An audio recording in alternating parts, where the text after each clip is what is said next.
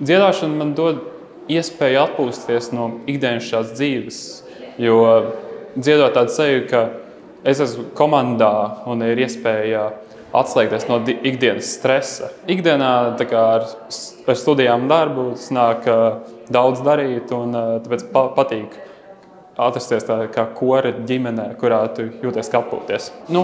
Ar iepriekšējiem koriem tā bijis, ka gribās mest mieru, bet šajā korī es tiešām sajūtos ļoti labi, un ka es izbaudu ikvienu brīdi, kas esmu ar šo koru un spēju atpūsties savā ziņā. Korī, lai uzturētos, svarīgs viss, tā kā dziedātāji, ar kuriem tu dziedi kopā, ar kuriem tu sarunājies, pēc kura mēģinājuma diriģents, ar ko tu spēj aprunāties, saprast,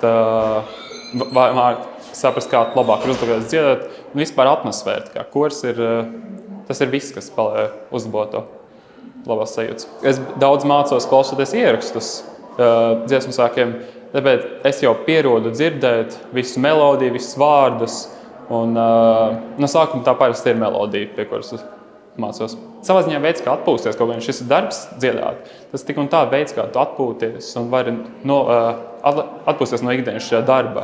Un arī dziedot korī tev visādas iespējas, piemēram, dziesmu svētki, kas ļoti labi pieredze, ko tu vari piedzīvot, vai arī, piemēram, kaut kur uzstāties.